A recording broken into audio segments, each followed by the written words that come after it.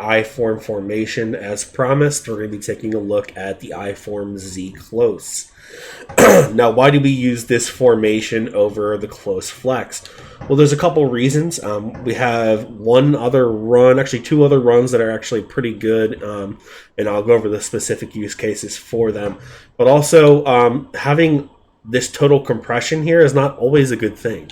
Sometimes it's good to have elements of both, which this actually does really well. So this outside receiver is split out wide, and notice I've put Tyreek Hill on the Buccaneers, as well as Justin Jefferson and George Kittle. There's very specific reasons for that, because I want to show you guys the abilities and how they can be effective in this formation. So in this video, we're going to be going over the runs first, and then we'll talk a little bit more about the passing and how this formation complements our close flex. So the runs that we're going to use out of this formation specifically are the stretch, the inside zone, and the 26 duo. Now, I've just put the inside zone and the duo as my audibles. This isn't typically how I would run this offense. I would have this would be a passing play, and I would just have inside zone here. Duo is a very specific use, and we're going to go over that here very shortly now. With the fullback, you can have a standard fullback. I use Christian Okoye in Mutt, but you definitely want to have a guy that has a little bit of speed. If you're going to use two halfbacks in the backfield, by all means, just know that you're not going to get the same blocking. But it's neither here nor there. It's whatever you want to do. It's your personal preference, right? The only ability that I really like having for the run specifically, and we had talked a little bit before about having the honorary lineman ability. I just think it's too inconsistent with the fullback targeting coming out of the backfield to really take up that much AP in your offense. But post up on your center is another really good one. If you don't know what post up is, it's dominant double team wins in run blocking. So in this video, I'm just going to come out in the stretch. And for now, we're going to come out in the cover 3 sky. Now we're going up against the Rams defense. This is a pretty good front seven right here. The stretch is our main run that we usually come out in. And that's good versus baseline, non-baseline. I mean, this is just a pretty solid run overall. Against this look, I would typically run this to the strong side of the formation. And you have different cutback lanes, right?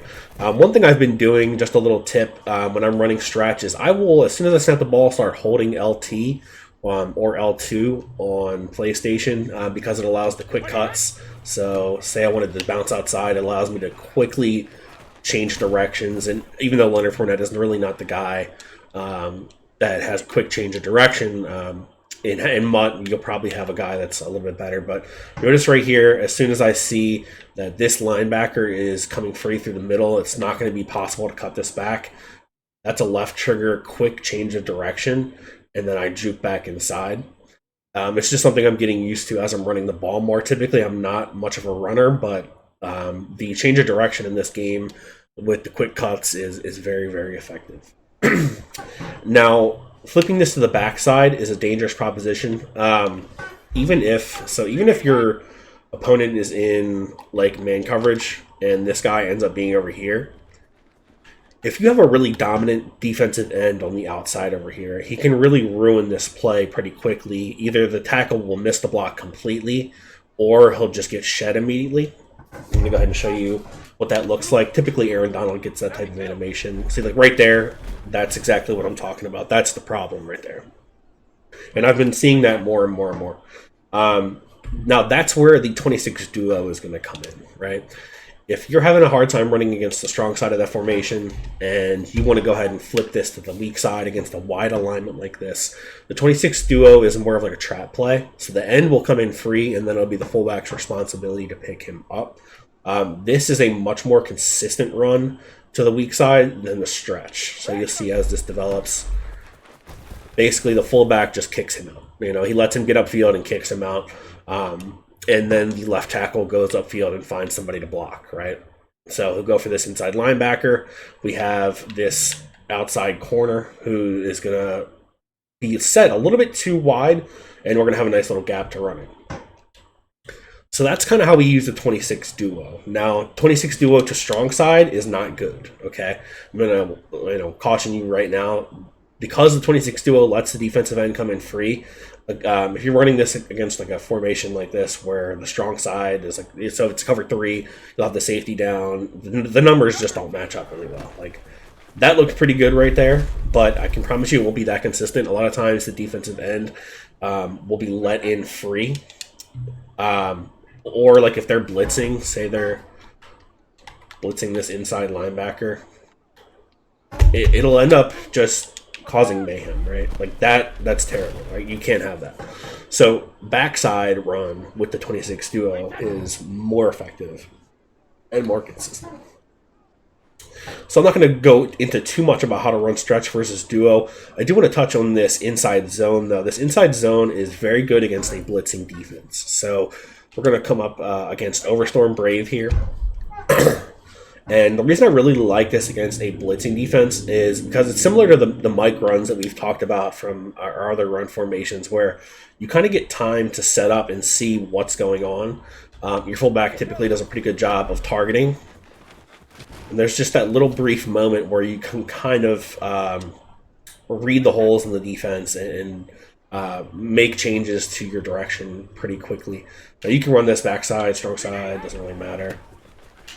I'm still holding left trigger. Like with the zone runs, I typically hold left trigger as I'm getting the ball.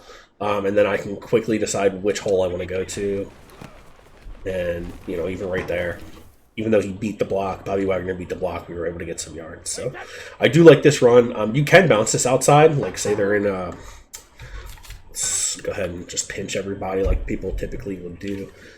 You can bounce this outside, which is nice, so you can kind of pick which way you want to go. But I think this is probably one of the more effective runs against a blitzing defense, because the guys that are gap shooting will get picked up typically by the fullback, and then you'll have time to kind of pick and choose where you want to go with the ball. I don't do a ton of motion with this formation unless I know that they're in man coverage. Sometimes you can just move this guy over here, and then you have one less defender on your tight end side. So now I can kind of be a little bit more. That's good blocking right there. So when it comes together like that, it's just a thing of beauty. But this is Madden 23. It doesn't always happen like that. You have abilities that play a lot of factors in this. And you see we get a double team right here. This is an important thing to remember. If you get double teams and this guy's an inside stuff, the inside stuff won't activate, right? So now you've created a scenario where this guy gets sealed off. The fullback does just enough to hit the blitzing linebacker, and it even gets to the second level, which is so good, so good. When it happens like that, it's just a thing of beauty.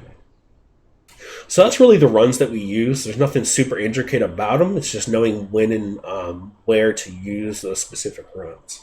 So now we're going to go take a look at the passing plays from this formation.